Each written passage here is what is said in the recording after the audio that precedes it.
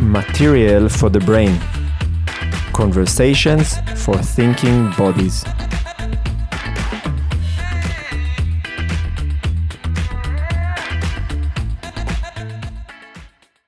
Hello and welcome to Material for the Brain, episode number 20.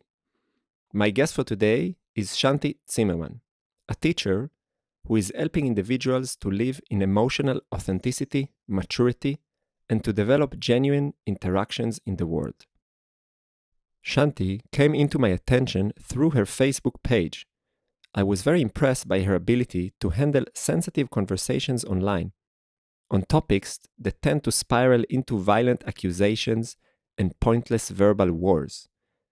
And what I have seen was a quality of integrity that seems to me as her authentic voice that often brought people together rather than apart. So after following her for a while online, I was intrigued to invite her to the podcast, to get to know her more personally and to enable her to share her wisdom with me and with you.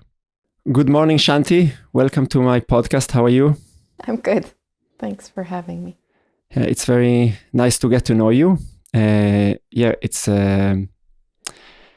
are actually first time meeting now, and I'm pretty excited because I've been following the things you've been doing online, and I'm very curious to see the person behind all these words.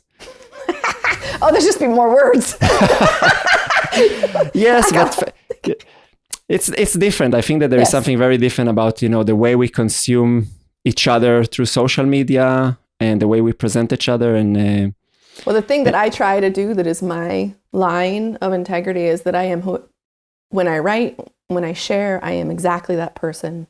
Now I'm exactly the same person when I'm somewhere else at my kitchen table. When we were talking before, when we were recording, I'm the same person in every single. Now I might have different ways of being in different environments. Like I might be more shy or more held back depending on the situation, but I'm always myself. This is could you take it a little bit further? What do you mean by being the same person when you're changing the environment? In which sense? There's a congruency. So like a lot of people who like online like you will meet me and they'll be like, oh my God, you're just like you are online. But really, no. Online, I'm just like I am in my real life. It's always something where I have to take a step back because I am very singularly focused on myself and what I'm here to do and who I am and my work here, that I'm not really there may be other people online who are not being themselves, and that seems to be the norm in most people's experience. That, there's an online persona and there's an offline persona. Or in my childhood, which totally fucking freaked me. I'm sorry, can I curse? Yes. Okay. I'm like, oh wait, because we're not going to get very far if I can't.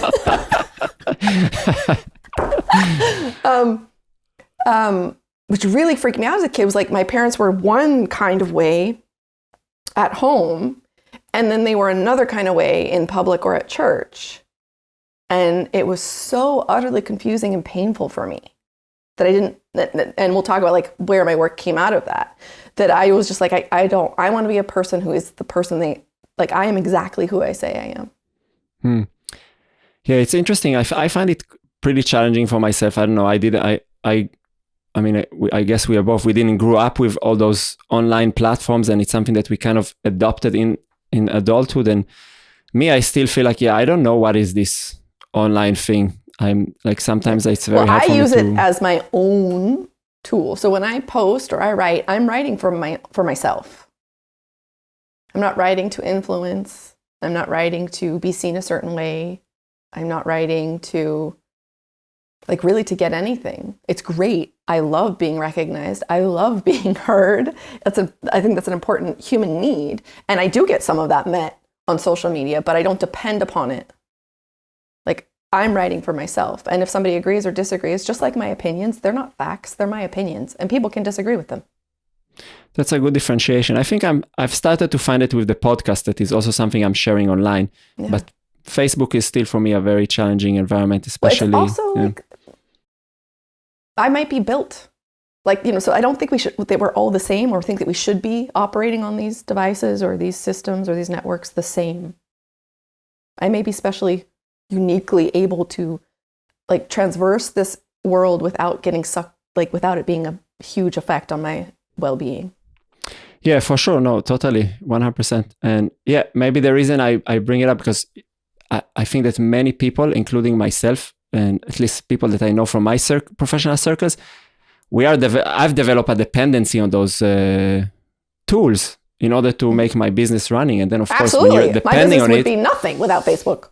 And then when you're dependent on it, suddenly you realize, I don't have such a choice. I need to learn how to. And then, as you said, if I'm wired, let's say, differently to operate there, then yeah, I'm going to face different problems. The only thing I need to know are the rules of engagement of the platform. So I'm not going to show my boobies because then they won't let me back. For example, this is just like an example, or understand that there's rollouts where there's like a new rule where these words don't work and blah, blah, blah. And so I could be like, oh my God, I'm not, this isn't fair, but I'm operating on a platform that isn't my own. And so I need to know those rules. And within those rules and those regulations, which I have to follow if I want to continue to build my business on Facebook. And I just accept that as, okay, these are the things I have to not do, so that I don't get put in Facebook jail, because then I'm not, right? But I also know that if everything died, the internet died for whatever reason, I would continue to do the work I do now. I would have to pivot. I would have to figure out how to reach people locally, for example. And it's not going to stop me doing what I do. Yeah, this is also, totally an important anchor to have while operating online. Shanti, maybe you can kind of bring me a little bit into the present moment, where you are, where life is, where I'm catching you at the moment with the work you're doing, and then we'll take some time to dive into that. Well, yeah, I'll go first into like as a human being, like where I'm at. I'm really fucking tired. I just feel tired. I've been tired for a while, not feeling well. The weather's been really shit. Like my body says, oh my God, it's fall because it's so cold and wet. But when I look outside, my eyes are like, no, it's really spring. And so there's this, and even being outside, I'm like, it feels like fall, but I can smell it's spring. And so there's some confusion there in my own body around it. And it's all fascinating for me. And that's, yeah.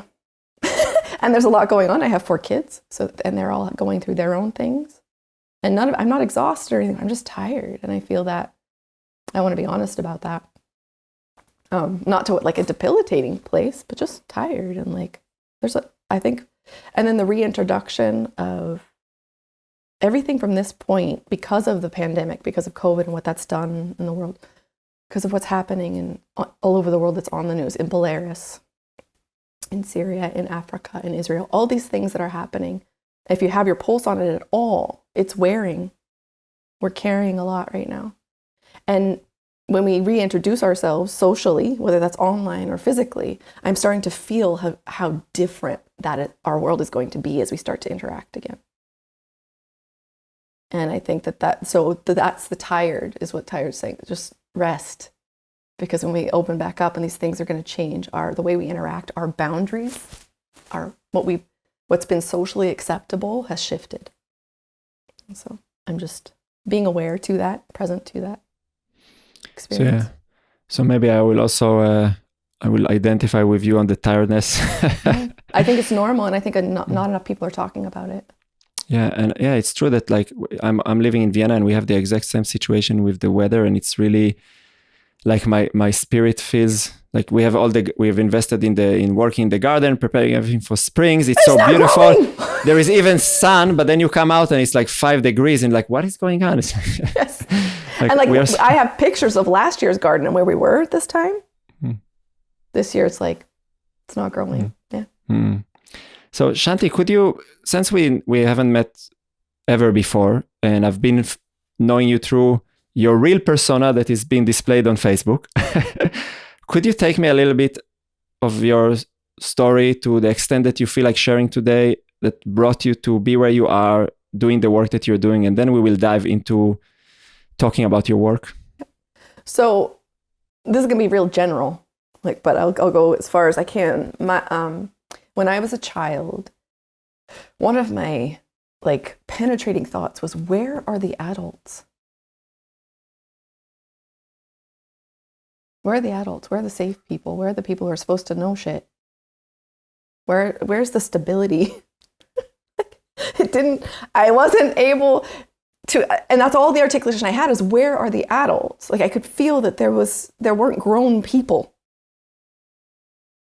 that I could depend on or turn to that felt like there was something I could build there. And so that was my whole entire childhood.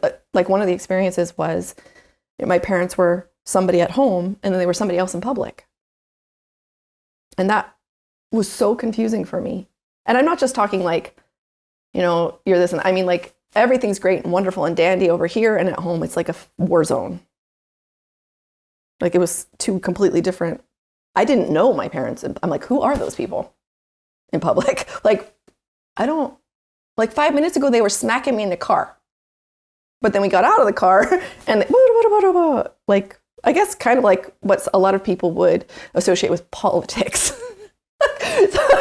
So it was just something that I was constantly looking for. Where's the person that who is who they say they are? Because so many people were not. They were this, they were that. There was nothing I could depend on.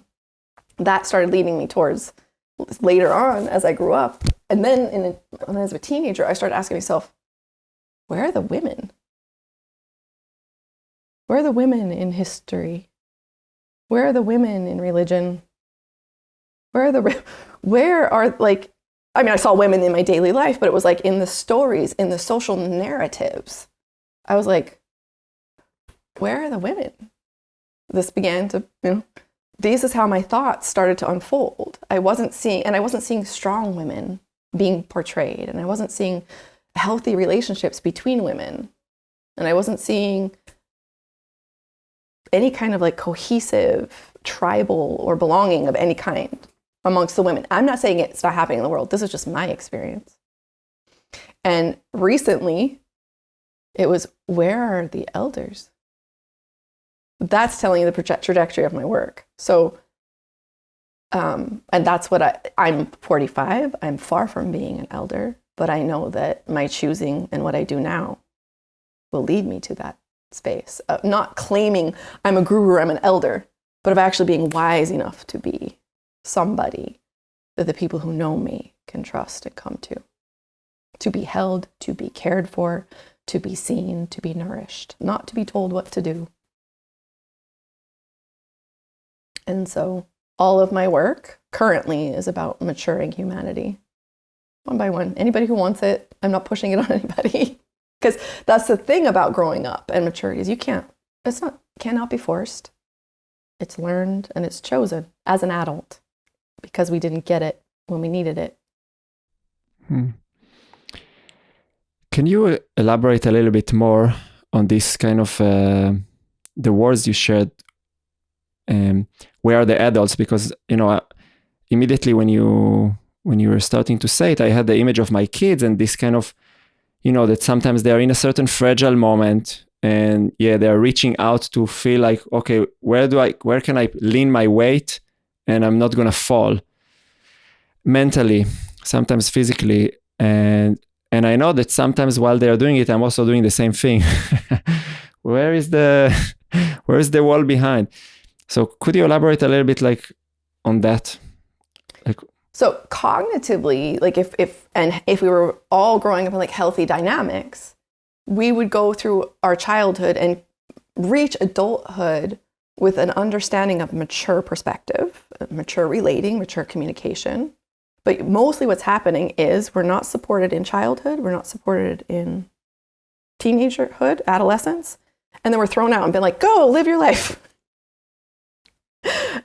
And you've been kind of like this your whole life because there's been nobody catching you. And then you're out in the world as an adult and you're going like this all the time. This shock response. And the first thing is to start to come back in, so to create the opposite reflex. So instead of being out here, you start to create the opposite reflex. As an adult, if you haven't been through that mature process, being guided and nurtured and held by other mature human beings who know that their job is to see you through that phase, right?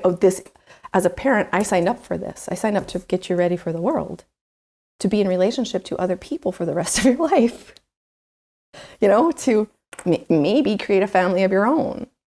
Definitely to be able to work in a community in the greater social structure of wherever you're at. That's my job. That's my main job. My job is not this that I do. I love my work. But my job is to help my children arrive at adulthood not having to grow up, because they already are. And now all they have to do, now they get life experience with that backbone of maturity already built. And it just grows. Instead of having to fight to find out, who am I? What am I? That happens anyway. Everybody goes through that regardless. But they do it with a sense of like, my feet are on the ground and I know somebody who has my back, no matter what mistakes I make. So what is maturity in your perspective? What does it mean to be mature? Oh, I could talk about that for hours, but let's see if I can go ahead. Condense it down to. We have an hour and a half.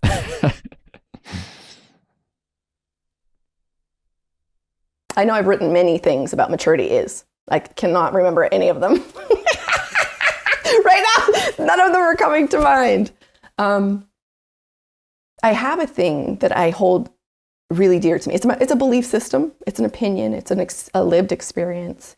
And I'm going to start with that because maybe then I can flush it out. There's this saying that you hear in religions or morality about say what you mean and mean what you say. And I take it a step further and live into the words that you speak. So that puts the responsibility piece, because maturity is about being 100% responsible for your own self, your behavior, your words, your tone, your point of view, your opinion, your perspective, your body, your life, your finances, like that you go, okay, this is my life and I'm responsible for it.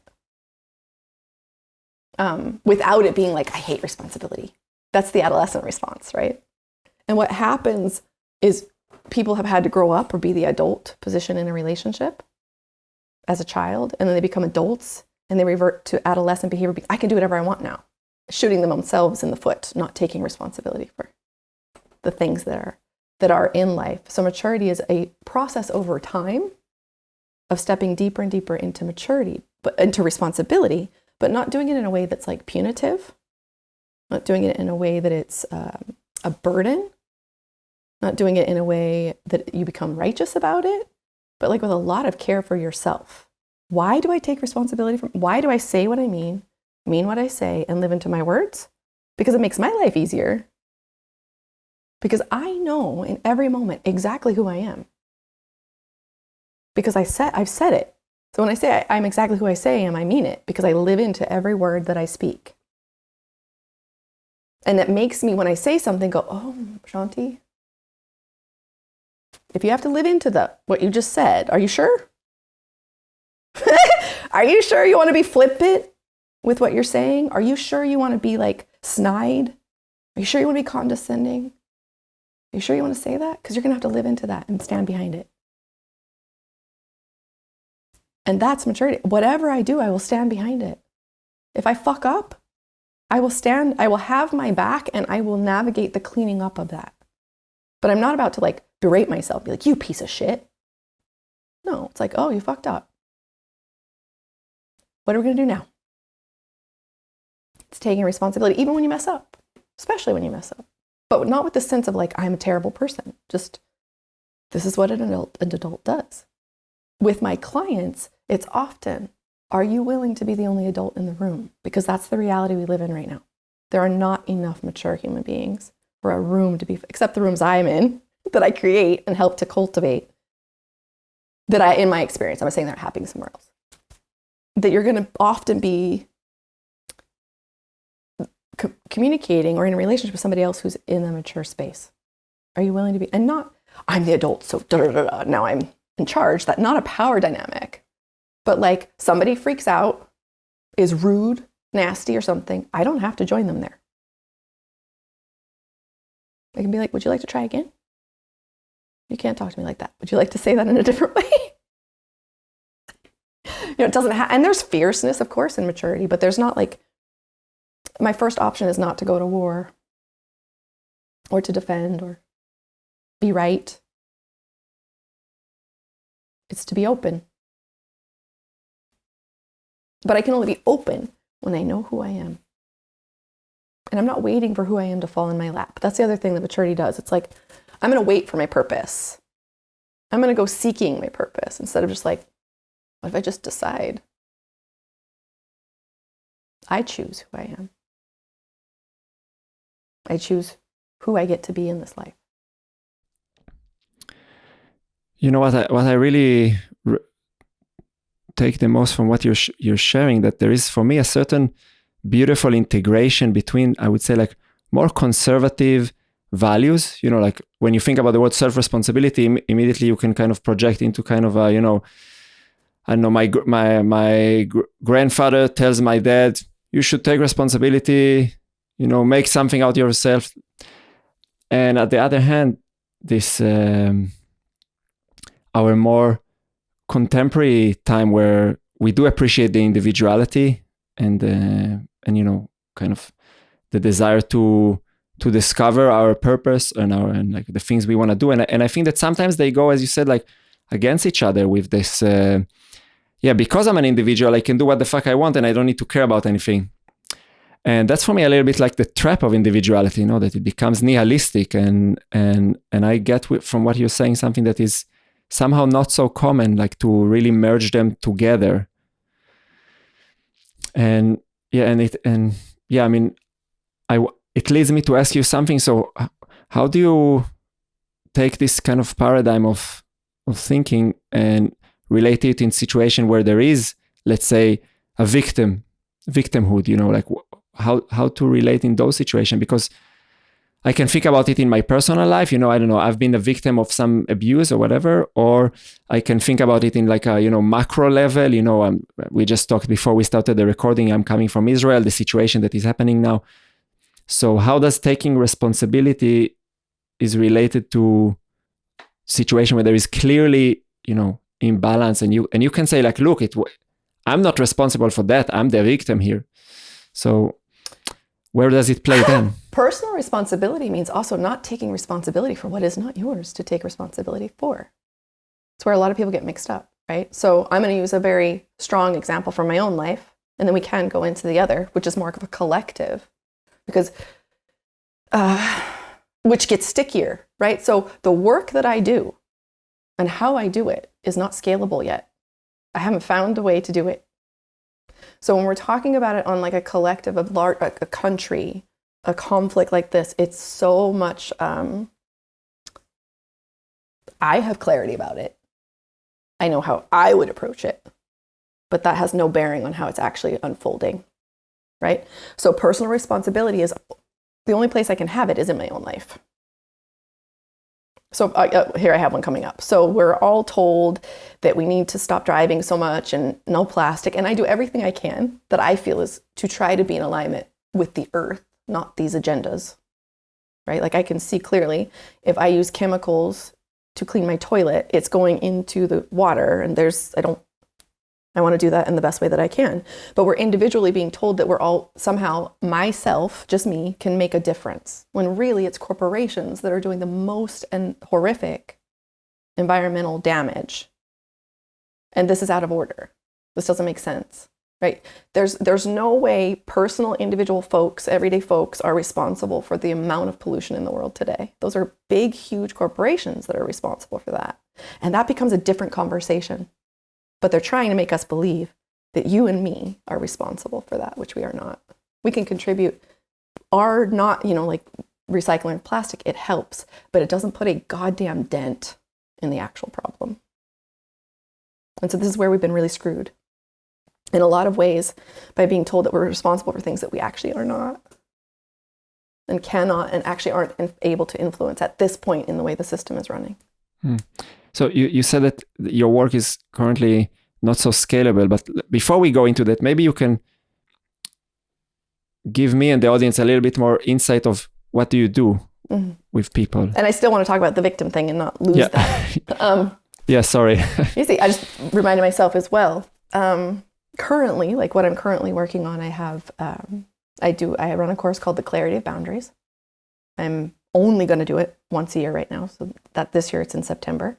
I did it, I don't know, for 2.5 years, like every 3 months. So about 10 or 11 times I taught that course. And it's really teaching people about personal boundary, how to communicate. This doesn't work for me. This works for me, and not communicate from a manipulative perspective. And everything I do starts with care, personal care, and the removal, deprogramming of any shame, blame, or guilt. Those are really important aspects because you can't really move through anything if those two, if care is not in place and if blame, shame, and guilt are a running mechanism. And they're mechanisms that we've been indoctrinated and conditioned with them. They're not natural, innate responses to life. So once those are established, everything starts with that. The clarity of boundaries starts with that. Then I run a year-long program called A Year in Maturity, The Simple Circle. Also begins care and removal of blame, shame, and guilt. Everything is foundationally based on that. Clarity of Boundaries is really short. It's a 3-week intensive experience. People have taken it 3 or 4 times. It's a really amazing content. I teach non-linearly. So I facilitate a conversation. I don't give formulas. Because what works for me, I share it. I tell you, this is what worked for me. I went in this direction, but you might go in that direction and be like, "Bleh," or it doesn't work, or it's like not on your map. So I'm like, well, just maybe go in that direction and find something else, or throw it in the trash. Maybe I'm full of shit. I don't know. Like, I'm not living in anybody else's body. And so there's the Year in Maturity has been the first container where I'm able to watch the work over a long period of time. So we're almost entering the 6th month of being together. And there's 15 people. I could conceive about 20 people, maybe 25. But in order to be a cohesive group of healthy humans, it can't go over that at this point. And then I am creating something called The Field, but I don't have much information about it yet. And I have private clients. Okay, and so let's go back into the victim. So because you're bringing something that I find it really plays a big part in my life, but also I find it extremely complicated to. Okay. So let me use when I was 12 years old, I was raped. Let me use a really extreme example. I was 12, he was 14. He was a very large young man. In that instance, I fully own I was a victim. I didn't do that to myself. I didn't cause that. I didn't ask for this. The entire responsibility for that happening to me was on him. And I don't take a single iota of responsibility for his behavior. I don't turn it against myself. I don't tell myself I was I was wearing the wrong shirt, or, I shouldn't have drank, or whatever. No, his behavior is his. And I hold myself as a victim in that. And it's real. And that's how I'm responsible. And now the healing part of that is within my responsibility, because in this culture anyway, he later on continued to do so and was put in jail. But there's that whole story there. But even if he came and said, he can't heal me from his behavior, I can hold myself, and this is really painful, and it follows me, and I have repercussions to this day that I have to walk through because of that experience. But I don't live, because I accept fully, I was a victim, and I am a victim, and I carry heavy from that experience.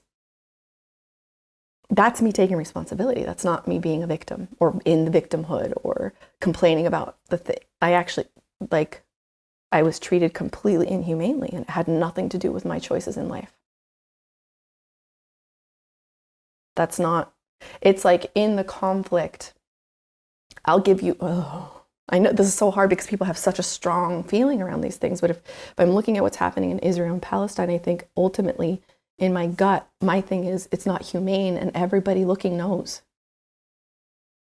And there's everyday Palestinians and there's everyday Israelis who are not fucking contributing to this. who are not taking part in any of this, in this violence, in this bullshit. But what's being focused on is what the governments are doing, what those in power are doing. And we have a really difficult time. Like, it's Israel. It's not Israel. It's the government, corporate entity of Israel. And on the other side, the symptom of that, right? And they're causing all of this war and pain, not the everyday people that live there. So and exactly, I think this is where I'm struggling myself with how to act in the world, because this is exactly where I feel like that there is a certain space in between. And I agree with you, like when you have power, you have responsibility to act to your action, or your action echoes through more people that you're not aware of, no? And then if I wanna, so I recognize that, I'm not responsible for the reality in the Middle East. It's not my personal responsibility. So then what is my responsibility? I do have a responsibility to act in a way that I think that is better. So in your everyday life, when you meet a Palestinian or somebody else of an ethnic or religious different background, how are you interacting with them?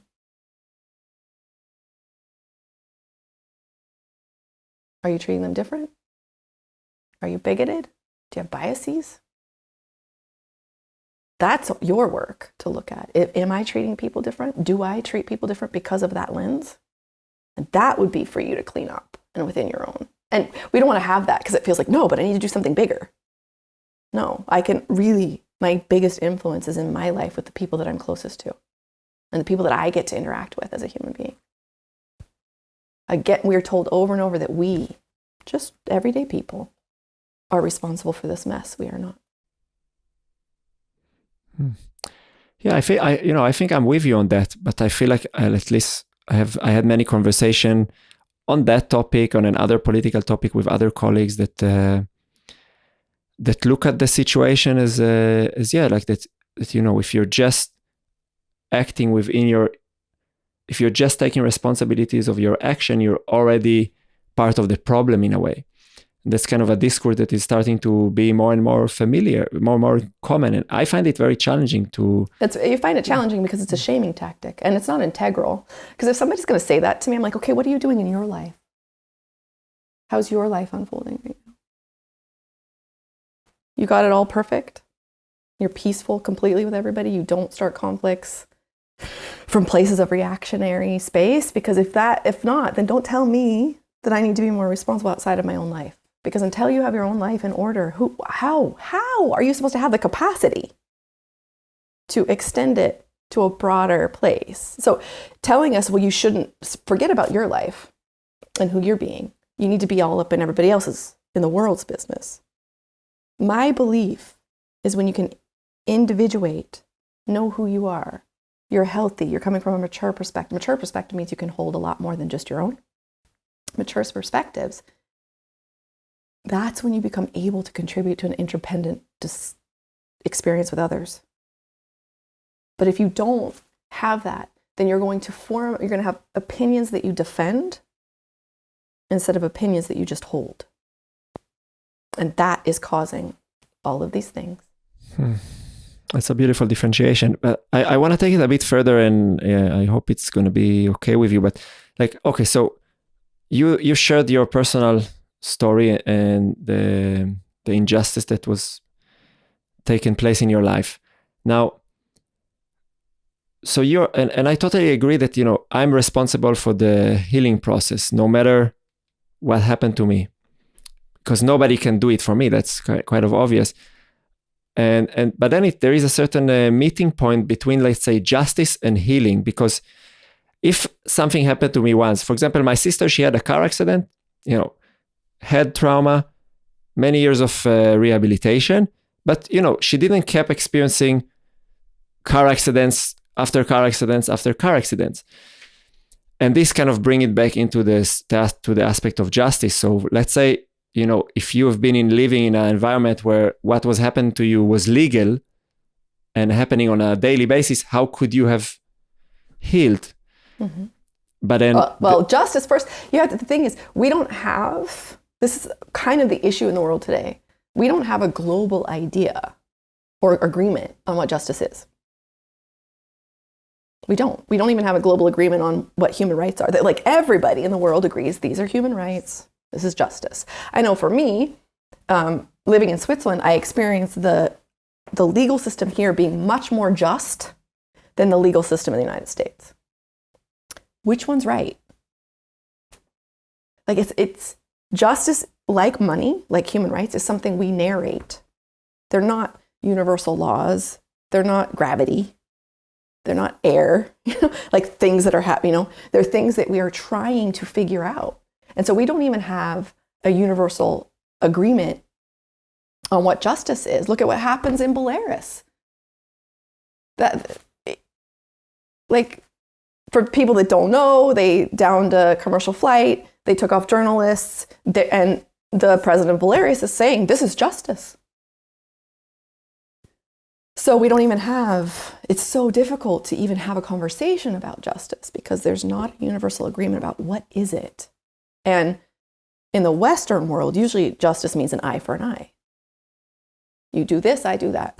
You shoot somebody, you go to jail.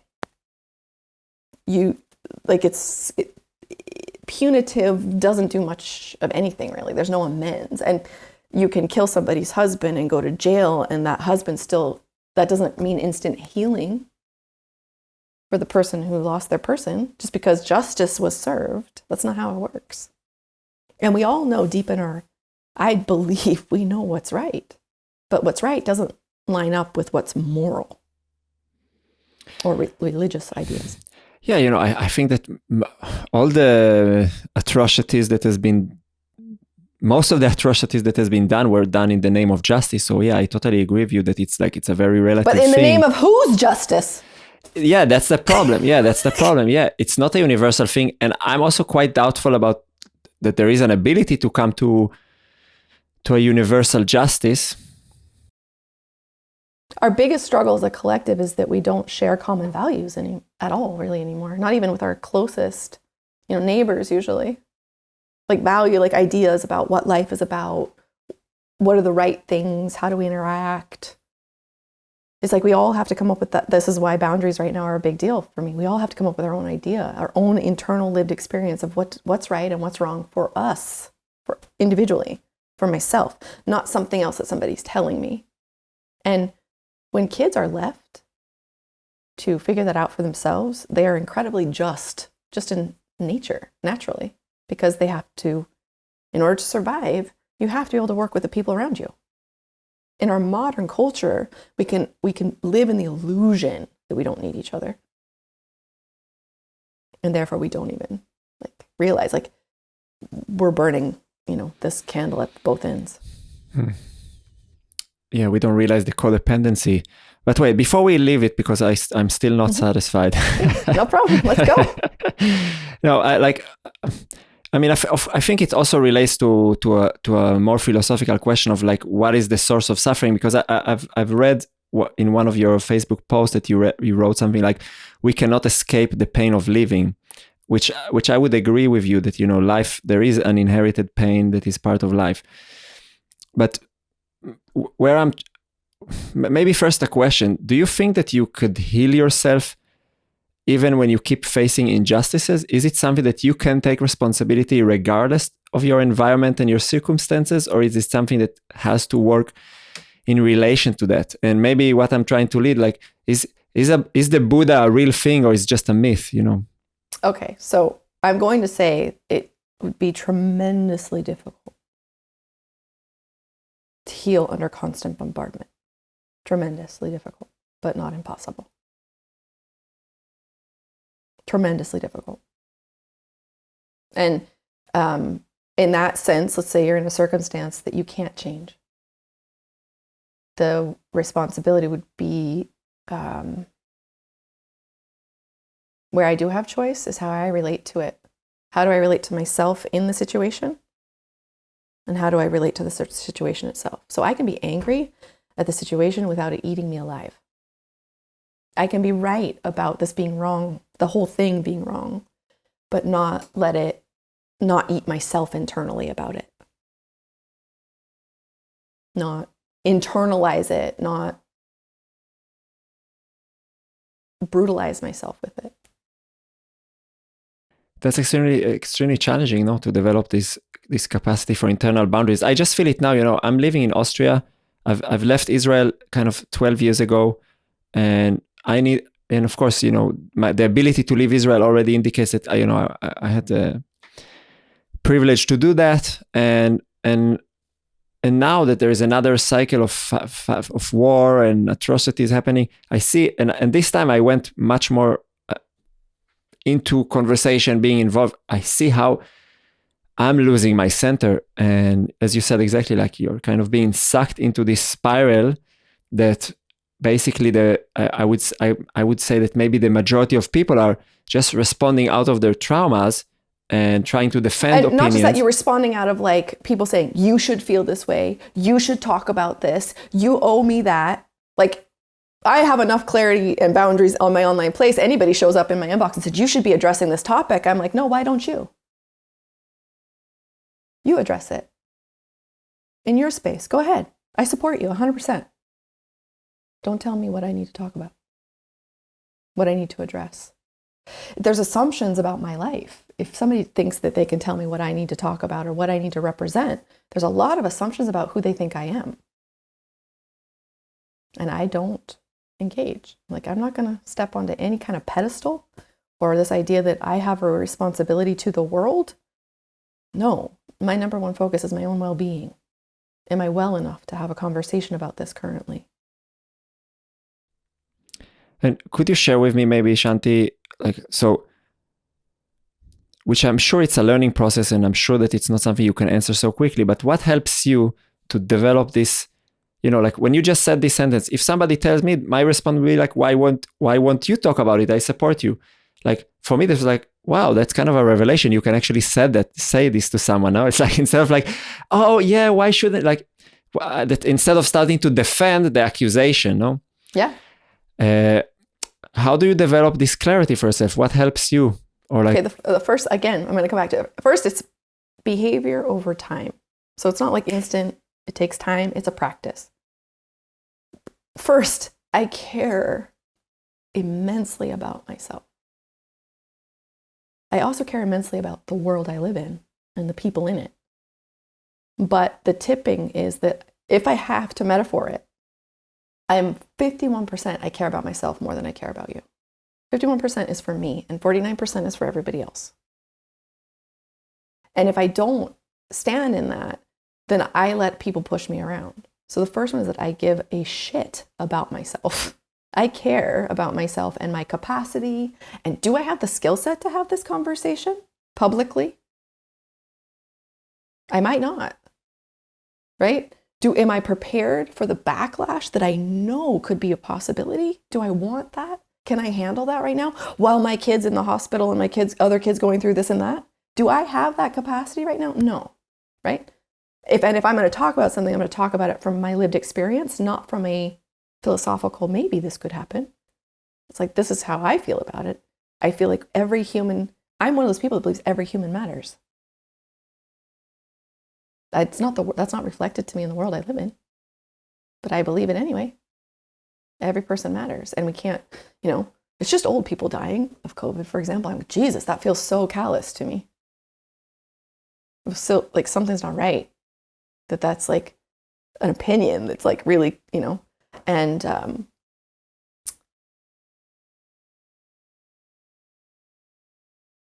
I totally lost where I was going. It's totally fine.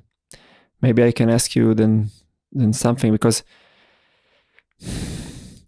yeah, I mean, I feel like that where the challenges that I'm facing, and I've had a lot of conversation about it with my wife, and I also found better strategies to handle it, but that I'm a very disagreeable person in my nature. So it's very easy for me to place boundaries between me and people.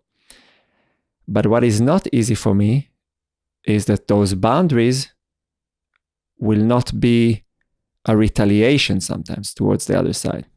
So it's like, so if I recognize that you're not nice to me and I don't want to accept it, then sometimes I would respond on the, like going back to the other side, like, as you said, tit for tat. Mm-hmm. Sometimes it's okay. I let myself be petty too sometimes. I just don't like it because I have to clean up something usually if I'm being petty. I have to go clean up something because it's like, oh, I made a mess. None of that is wrong. None of that is wrong. It's how can you look yourself in the mirror at the end of the day and go like, yeah, I still got you. I still got your back. It's okay. Or I don't like myself when I'm like that. Maybe I don't want to do it anymore. But nothing. So the way that what gets in the way of that is one, not understanding the care for yourself that's innate. If we're just conditioned out of it. We're conditioned not to care for ourselves. We're conditioned to put everybody else first. You think so? Yes. Not everybody. It's a very generalized statement. But more often than not, we're told to care about other people's feelings and look out for other people, how they're doing. So to base our own choices on what the outside world is doing, whether that's other people or society or a group of people or whatever, instead of to base our choices on our own lived experience and where we're at, self-referenced. It's kind of like out there in the world. Yeah, I wonder if that's related to one thing that you brought in the beginning of the conversation, because the first question you asked is like, where are the adults? And then you ask, where are the women? Maybe for me, it more relates a little bit to that kind of question when you said that, you think that most people are conditioned to think for others. I think that maybe there is a thing with gender there. I definitely don't have this experience that I've been conditioned to think all the time on others.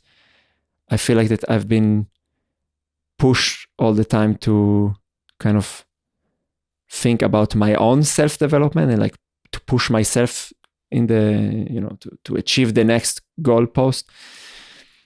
But yeah, I don't know. But how were you conditioned to do that? Because now we're going to get to where I was going. You mean if it was a personal thing or if the society told me? What do you mean by that? Like when I think about this, the kind of, let's talk about now, like when I see like the amount of advertisement and courses about, like this kind of language of invest in yourself, become the best version of yourself, all this kind of bullshit. So for me, that's like a social message. It's like, you are the one who is important. You should always invest in yourself because you are what is important. You. And I don't see so much a discourse about, like that the true self-development is the ability to care about others. For me, in my personal story, that's my learning. That in order for me to really develop myself, I need to start looking away out of my own bubble. And that's something I've started to learn beautifully with my kids, which was not obvious when they were born. So I don't know. It's a different point of view. I agree with you that that's all bullshit marketing, but the reason that's so successful, like, invest in yourself, make yourself the best version of yourself. It's telling people you're not good enough the way you are. It's feeding on this idea that you're unworthy, that you're not good enough where you are, that you, can't possibly be content without these courses, or if you're not investing in yourself. So that's the play on that there, and that you can't ever be fulfilled when you're constantly running after being the best you. Because I'm the best me right now. That's all you get. That's what you get. You get what I am right now because there's no other place that I'm going to be. So, and that's all based on a shaming platform. So shaming, blaming, guilting. So when we shame, blame, and guilt, so when somebody comes to you and says, Matan, you should go and you should talk about this and you should talk about it publicly. And you don't go, yeah, no. If you feel like you need to defend or respond, it's because you're responding to the shame in the accusation. So because I have done a lot of work, nobody can shame me. Not even I can't shame myself anymore. Like, it doesn't exist. It's an absolute, completely, like that neural pathway of shame. It's not there. It does not happen. It doesn't mean I don't understand the construct or the pattern, because I do, but it's a because I practiced, because I realized blame, shame, and guilt are not necessary at all, ever. They're what manipulation and coercion are based on. And so you have to care for yourself in order to care for others. You have to care for yourself in order to care for others. I'm with you on that. So it's an overflow, because otherwise it becomes like that, what you called it codependent, but it becomes this manipulative thing. I give you this and then you have to give me that. And, instead of like, I'm giving from what I have. And that's all there is. Like sometimes I run the fuck out. And then I have to pull back and take care of myself. Regardless of what everybody else is like, oh my God, you can't, I'm a mother. So when I pull back, it's like, what? What? Where are you going? What are you doing? I'm taking care of myself now. You'll be fine. But now everything is no, because I have to go in. I have to replenish my cup. Because if I don't care for myself, I'm actually incapable of caring for other people in a way that is sustainable. I can do it in a way that I burn out, or my mental health or my physical health comes under pressure. But no thanks. I have a very short life. I want to contribute as long as I can. Let's talk a bit about parenting, because you said now something that I'm not sure what is my opinion about it, but you said like that shame, guilt, and what was the last one? Blame are not innate responded, but they're learned behavior. So what do you think about it? They also all make personal responsibility impossible. Okay, go further on that before I continue asking questions. Let me see. What am I going to use for the example?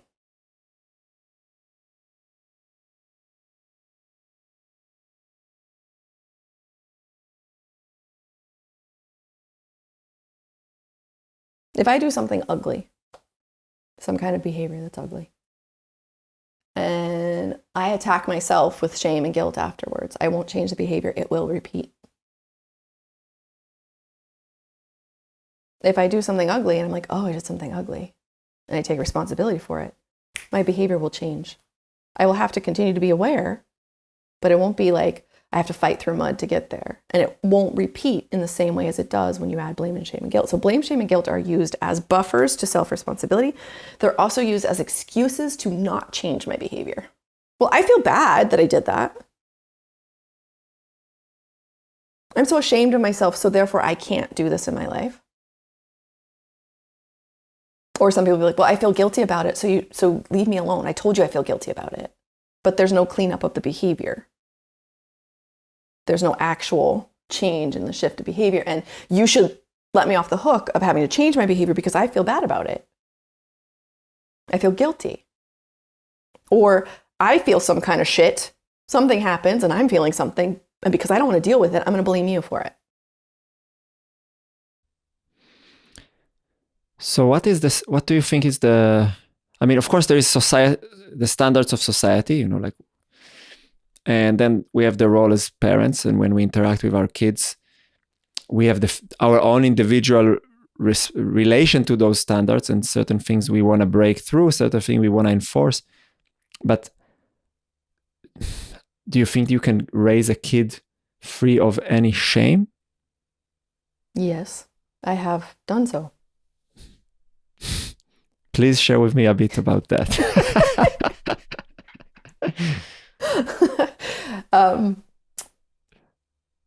Shame is a construct, and shame and guilt, if we go back to the etymologies super briefly,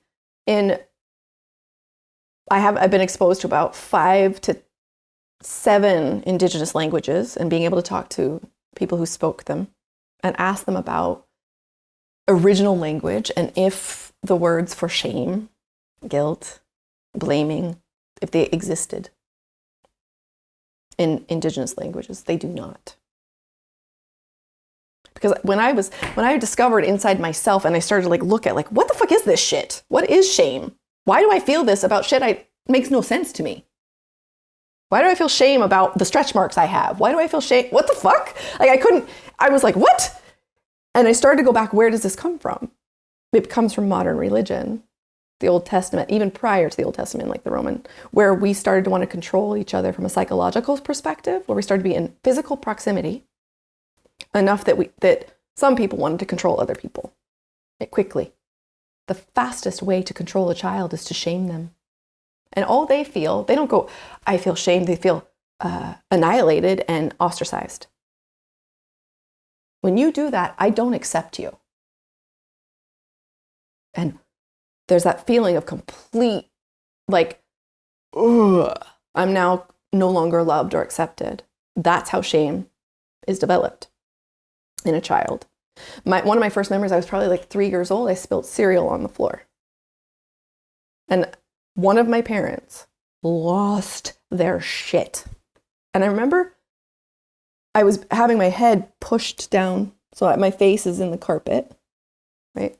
And I'm looking at the cereal on the floor, and I'm not able to connect how the cereal and what's happening. I'm like, how is the cereal on the carpet? Why this is happening to me?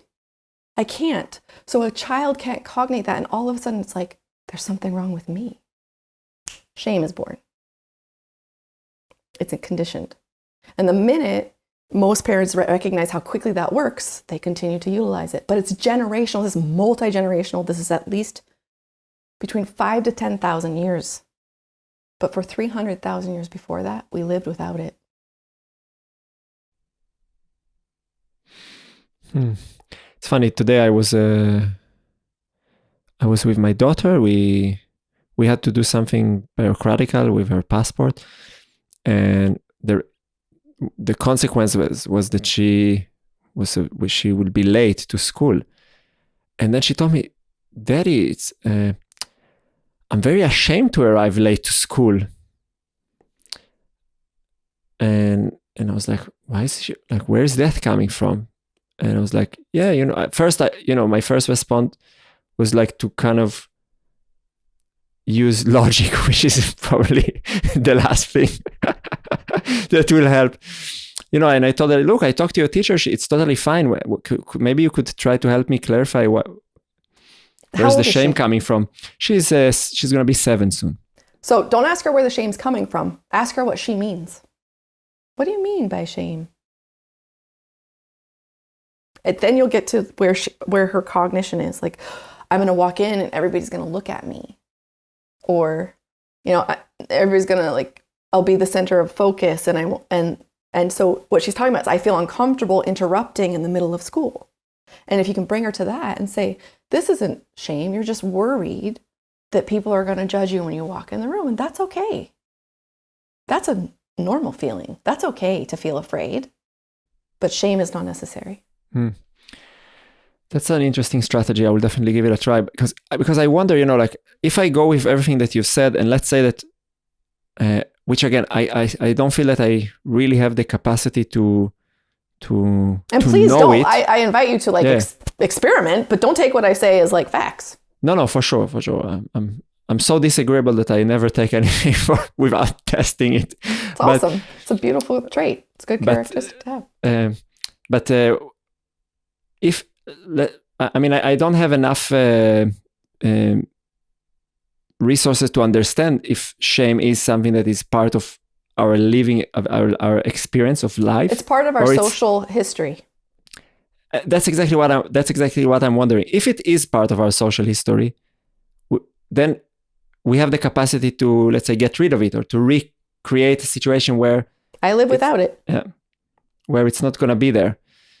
And maybe your example is a good indication. But if it's something that is innate, I don't know, maybe it's innate and we can get rid of it or live without it. But I feel I'm asking because I feel like it's such a big driving force for all kind of strange behavior that kind of results in, as you said, coerced behavior. So coercing somebody to change their behavior is not sustainable. When somebody chooses to change their behavior, it's embodied. But coerced behavior, so many people do this. even as many adults, you make an agreement with somebody to get them off your back. Fine, well, there's, I don't know, a community project in the garden. They're not feeling it, but you'll say, yeah, whatever, I'll show up on, okay, fine. You make an agreement, but it's coerced because you've now said something you didn't mean. And so that person most likely is not going to show up on that day to that agreement. And inside of themselves will be like, well, I didn't really want to do it anyway. They won't take responsibility for, well, I said I would, right? Or no, I'm not coming, and let the cards fall wherever it is. And part of this is the shame of like, well, if I say no, what will people think? So but it's coerced, right? They've shamed themselves and coerced themselves into that. So there's no way you can count on that behavior being something that's actually shifted for that person. That's why punishment doesn't work. So you think in a way that like speaking your truth is an antidote for shame, in that like this is kind of the conclusion that I kind of... If you need an antidote before you remove the shame, yes.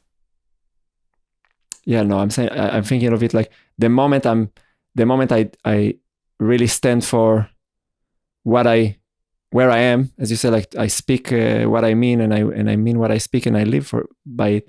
There's no shame. Where is it? Where is it? I had a conversation with a client. So I just recently turned 45, and she's like, how was your birthday? I said, oh yeah, I got worms. I got worms for my birthday. And she was like, what? And she sent me this GIF of a Teletubby running far away. And I was dying. And I was talking to another friend. She's like, what? You told your client that? I'm like, she asked. I'm not, like, this is human for me. This is not something I need to like hide from the universe or be ashamed of, I'm digging in the dirt all the time. I don't always pristinely get my hands off of dirt. Sometimes I pick up a carrot and I eat it out of the earth because I want to. And there's the chance that I will get worms from that. And then I will take worm tablets, and it's all okay, right? It's not like my client was even like, isn't that just something like kids get? I'm like, no, it's something humans get, like lice, that has been around since humans have been around. It's not this thing to be so, like, there's no shame living in my body. And what it does show up as now is usually like a memory. And like, I feel like I want to hide behind the curtains. And I'm like, oh,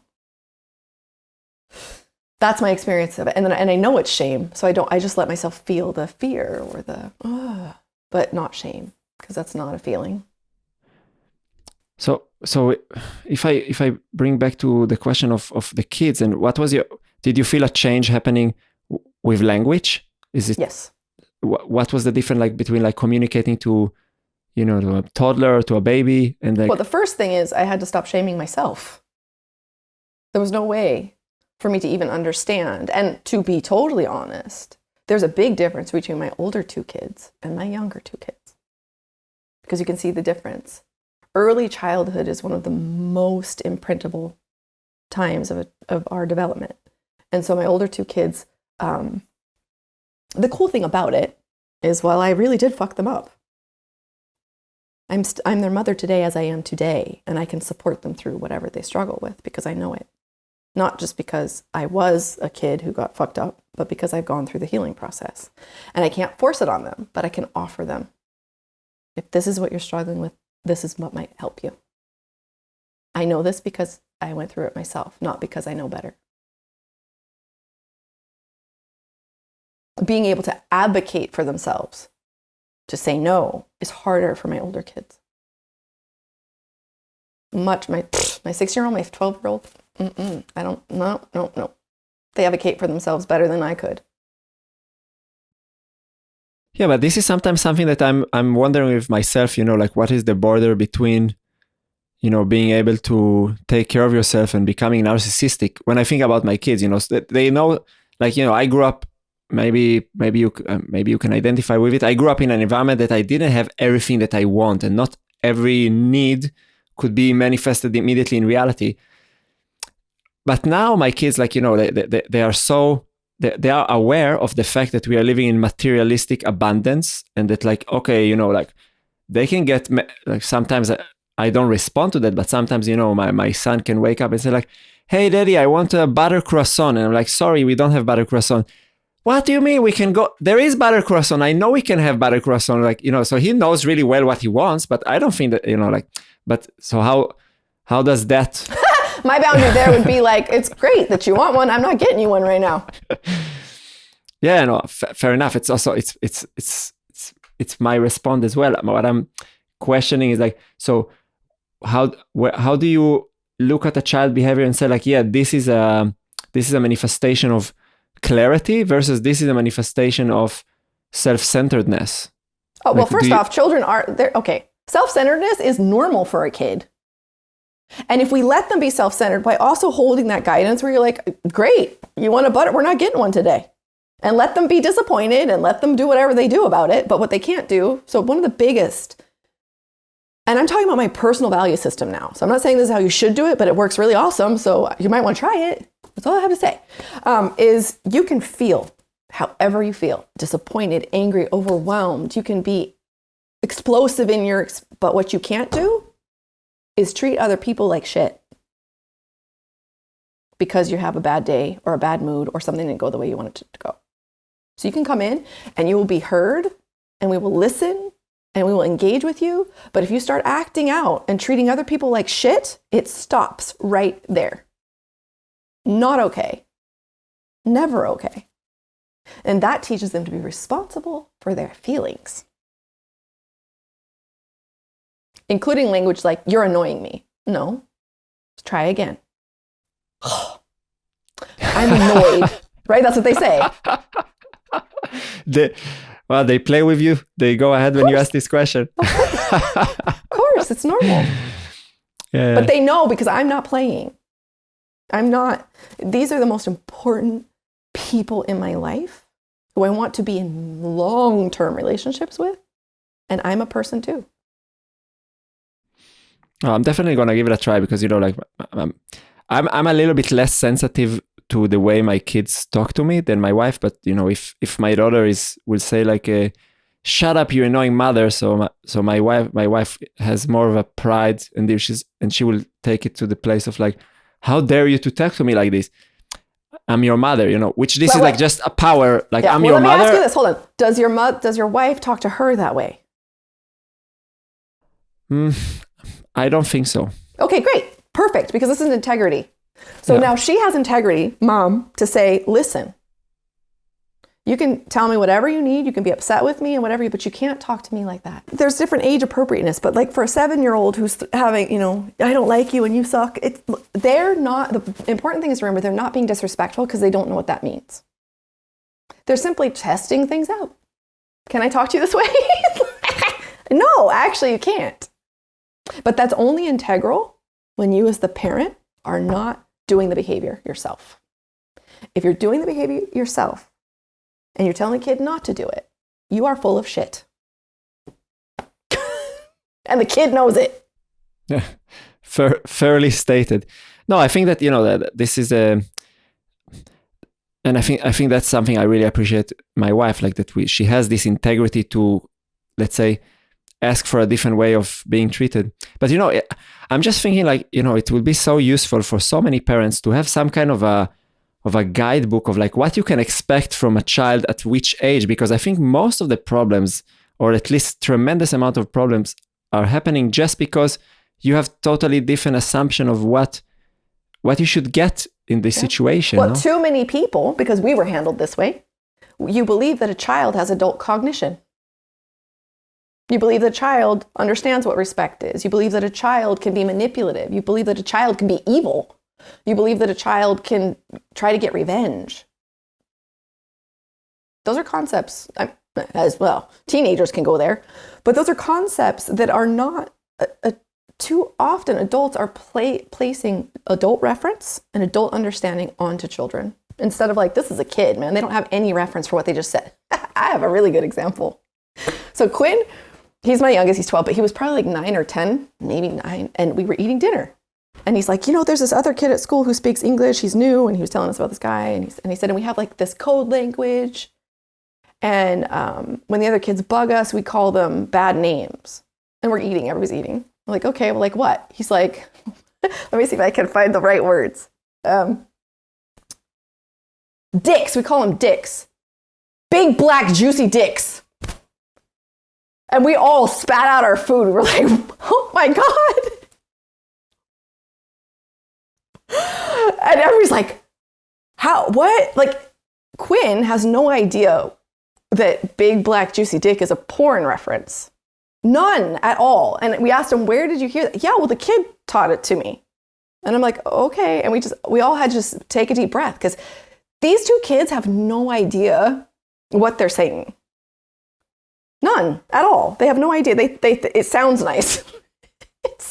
It sounds really bad, or really, it sounds like a real good insult, when really it's the opposite. But they have no idea. And to be able, and he sat there and he was like, oh, I thought I was going to get in trouble when I told you, but none of us could keep,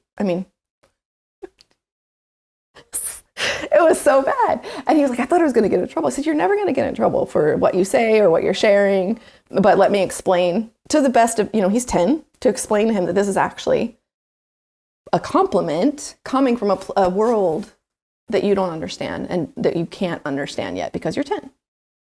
And you probably don't want to keep saying it. But I will never know if he did or not.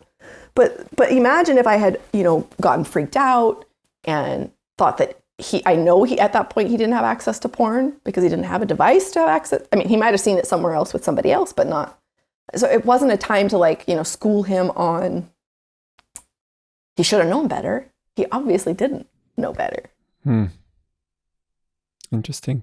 I was just thinking, because when you were telling me about the expectation of what we can expect from kids, what is your point about, because and you also before brought you a reference to indigenous cultures. I've read, I don't remember where, so I cannot give a clear reference, but about several tribal societies and the responsibility that kids takes in the community life. And the article was trying to show how much responsibility kids can actually take, and that somehow in Western culture we prolong childhood for so many years. And they showed it in the way that kids could, in certain places in the world, kids that are 5 are already working as shepherd and being really doing adult things. Yes, but the important part there is with adults. Together. They're not solely responsible for that. This is so important, because there's the opposite, where people try to give kids way too much responsibility for them to understand. So in those cultures, those kids were given responsibility, but they were 100%. Someone or a group of someones were responsible for helping them hold that responsibility. They were not responsible for that singularly and by themselves. Big distinction. All of my kids contribute to this household, all of them, and under contributing to the household, not as you're being punished. We live together, and therefore you contribute.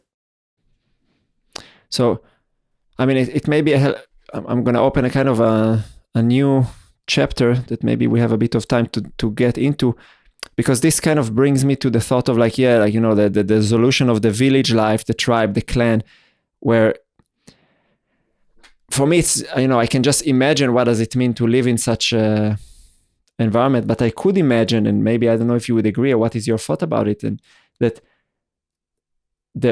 it starts from the recognition that you're not fully responsible, but you have to take the full responsibility of what you're capable.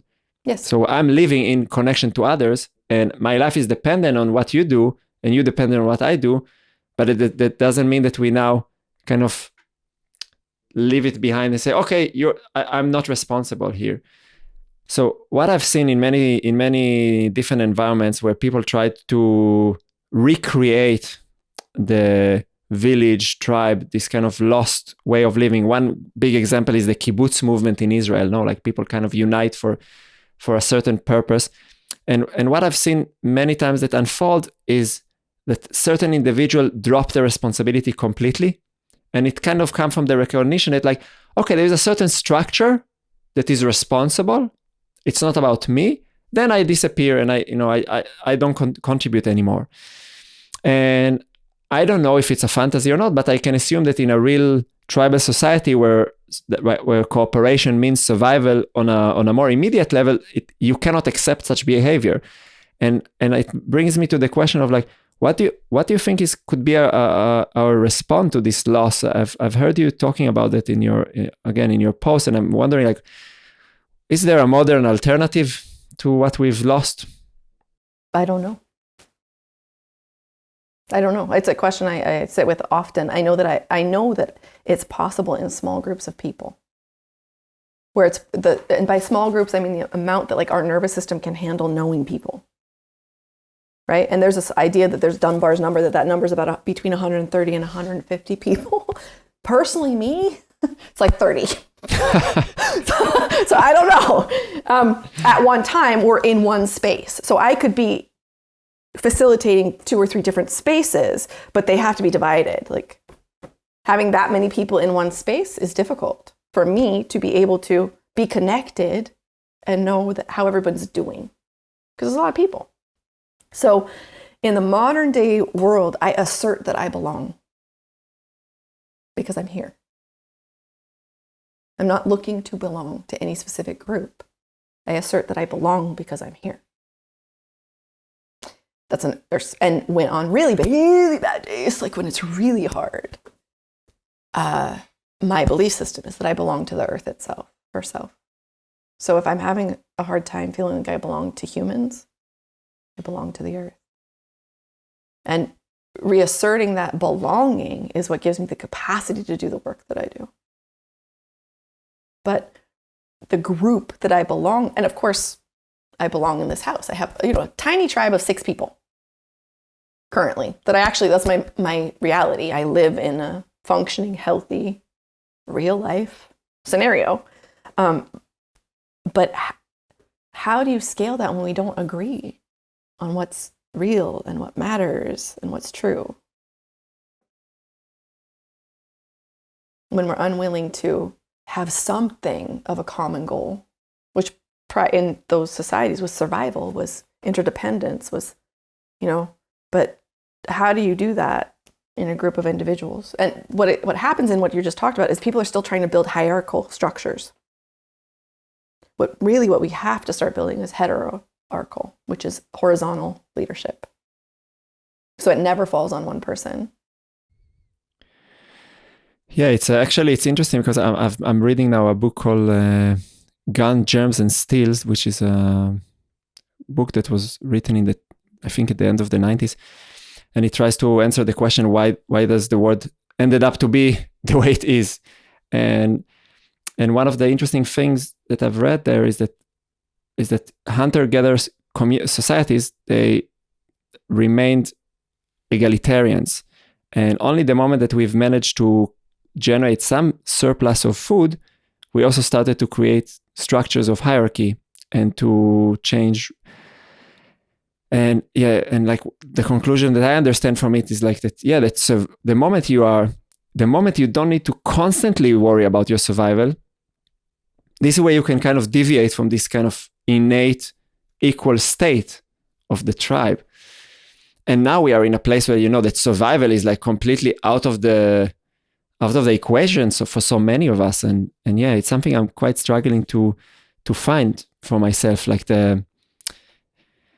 But I don't know. Maybe you mentioned that your family is a little bit like your tribe, and I can resonate with it. But when my kids arrive to the world, suddenly I realize, okay, I don't need to belong into the dance scene. I don't need to be like, I'm already here. I have people who are depending on me. That's it. I'm rooted here. And it was like such a simple realization. Like we brought life. Now we are part of life because we have life that we need to take care of. And part of the suffering and the pain of being alive for me is Casper and I chose to have 4 children, and upon their birth, I sentenced them to death. Upon their birth, I sentenced them to death. That's reality. I sentenced them in the normal, healthy, how we think life unfolds. I sentenced them to living a life without me at some point. I will die.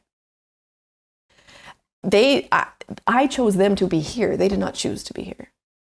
And so I'm responsible to that. And so I think one of the biggest problems we have is we're really detached from death, and that it's a reality of life. and that we will lose everything we know and every experience, and we don't have any context for that, hardly any, besides religious, we don't, and I'm talking modern day religion, we don't have a lot of, and that's not even hardly common, ideologies about, or narratives or shared experience about death, because it's so hidden.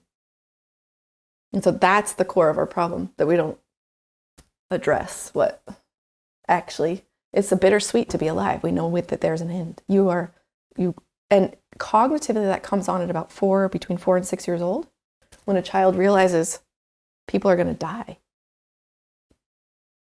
All 4 of my children had an experience where they're like, without being told, without having that, there was just this recognition, like, oh my God, you're going to, and for my kids, it was, you're going to die. It was me. They realized that you're going to die one day. Not I'm going to die one day as a kid, but mom's going to die one day. And that's their first, and that's without a cultural narrative, they recognize just how intense that is. Yeah, that's something that I'm trying to bring into our life, because I feel like it's, as you said, like it's such a non-spoken part of the experience of living. And yeah, and like once in a while I catch myself kind of recognizing, I'm actually dying right now.